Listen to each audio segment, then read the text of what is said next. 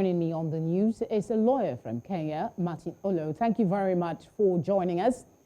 The final verdict on the BBI has been delivered. What are the implications of this judgment ahead of the August 2022 national polls? Politically, they say a day in politics is a very long time.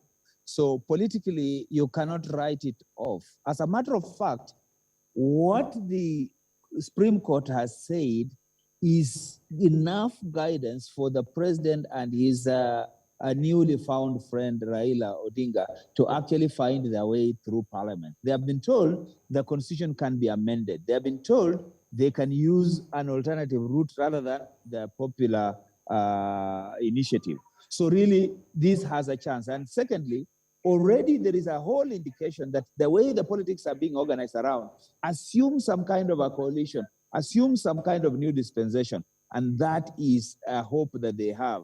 The worst that would have been if it was said that the constitution cannot be amended, that would have been a big blow. But they have been told that the basic structure does not apply, and therefore it is possible using the chapter 16 of the constitutional provisions to actually propose and argue amendments. Will you say the people who were pushing for this BBI did not take into cognizance the need to seek legal basis before pursuing the constitutional amendment?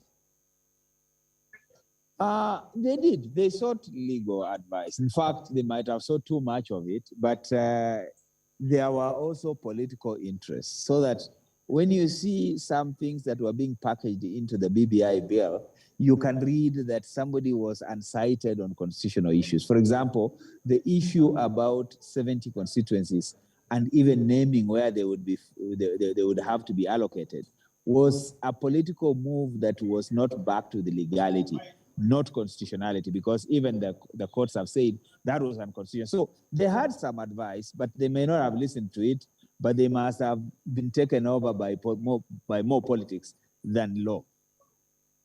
How much role did civil societies and pro-democracy groups play in challenging the BBI? A lot. In fact, the whole challenge on BBI was civil society driven.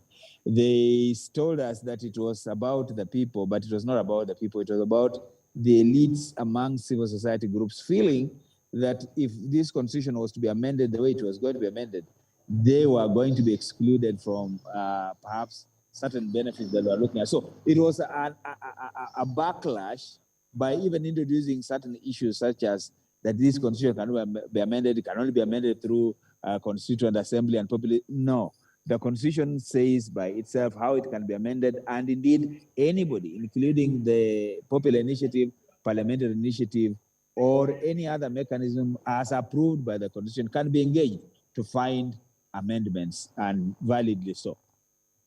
Kenya has had a painful antecedent of election violence. Do you see in the months ahead a tendency for more peaceful engagement and maybe smooth electoral process? The electoral process will be smooth, particularly in light of the fact that there have been a few coalitions, a few alliances, a few reorganization of the political space. Largely it will be, and of course there is some kind of agreement about what type of issues ought to drive the next political discussions. That we should see some peace, but there is always a potential, and this is what BBI was trying to cure. There is always a potential that things could go wrong around the issue of ethnicity at first past the post, where the majority of the tribes carry the day. There are many issues that one has to worry about, and that's why BBI was very careful, was a very good approach, trying to say there must be ways of mediating a possible fallout by making sure that there's inclusion rather than exclusion in the Kenyan political body.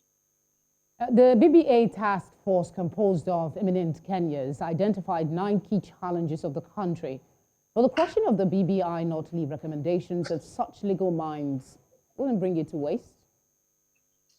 Actually, the issues that were identified, the issues that were cited were very, very important issues.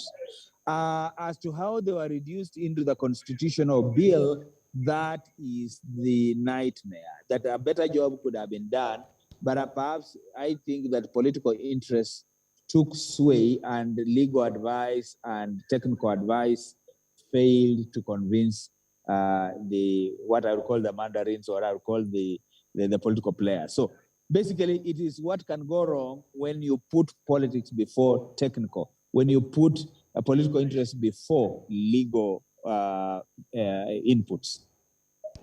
I want to say thank you very much, Mr. Martin Oloo, for speaking with us all the way from Kenya. Thank you very much, and all the best.